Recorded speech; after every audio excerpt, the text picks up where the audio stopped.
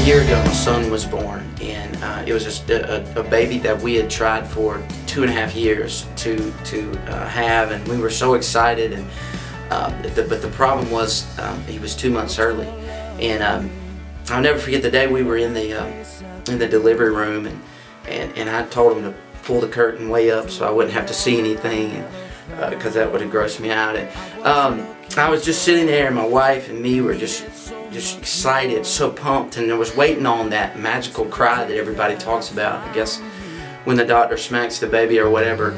I was waiting on that, and I never heard it. But what I did see as I was looking, trying to figure out what was going on, I saw 2 techs run out with my son, a 3-pound, 12-ounce baby boy.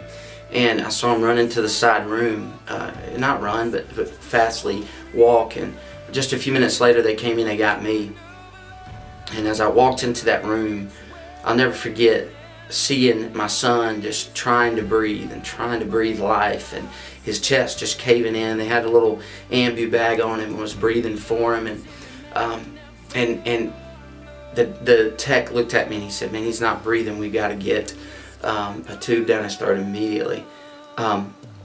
Just to be honest, it was rather devastating, and I know that other people have suffered this as well. And so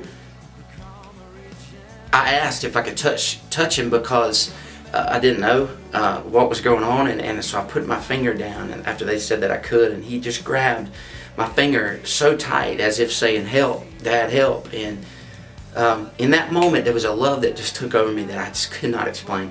It was the deeper than anything I've ever experienced. And I prayed in that moment. I said, "God, take my breath and give it to him. Drop me on this floor and take it and give it to him."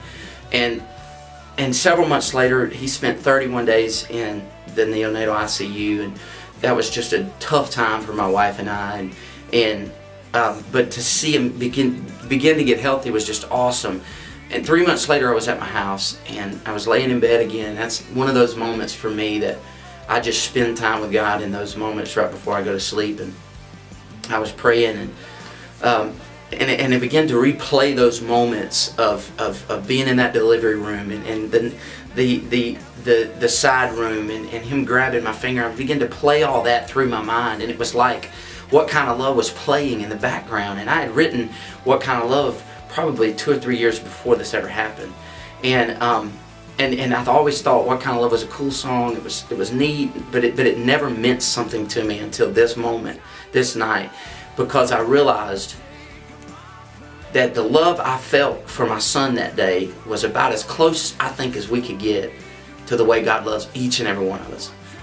And it was just amazing to me, because as I laid there, I could see God reaching down with his finger, and me reaching up and grabbing his finger, just like my son did that day. And I heard God say in my spirit, "I know how you felt that day, because a couple years back you were barely breathing, you were barely making it, and I reached down, and the only difference is I did give my life, I did give my last breath for you." And I think for me, that changed that song. I can sing that song with meaning every single night now, because I don't understand the way he loves us. I don't think you can define it. I don't think Webster's even comes close to defining the way God loves us. But I'm thankful he loves us the way he does. Then this kind of love